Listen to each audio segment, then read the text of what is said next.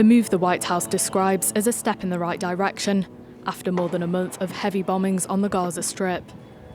The Biden administration says Israel has agreed to 4-hour pauses of military operations in areas of northern Gaza to allow civilians to flee.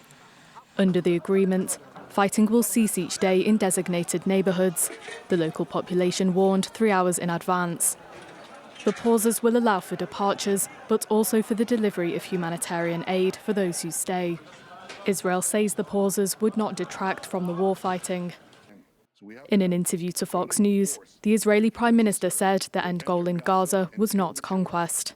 What we have to see is Gaza demilitarized, de-radicalized, and rebuilt. And all of that can be achieved. We don't seek to conquer Gaza, we don't seek to occupy Gaza, and we don't seek to govern Gaza. We'll have to find a government, a civilian government that will be there. The Prime Minister repeated that there would be no ceasefire until all hostages were freed. On Thursday, the Palestinian Islamic Jihad group posted videos of 2 Israeli hostages held in Gaza, claiming it was ready to release them, but only if certain conditions were met.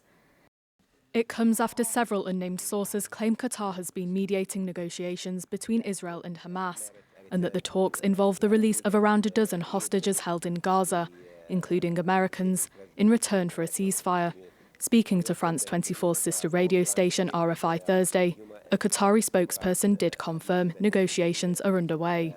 I can't talk about the details of the negotiations due to the sensitivity and the delicate nature of these talks. And our main concern is now for these talks to succeed and for us to be able to bring the hostages back to their families and to bring about peace in this conflict. And our focus should remain on that. However, what I can tell you is that these negotiations have started from day one and they are still ongoing.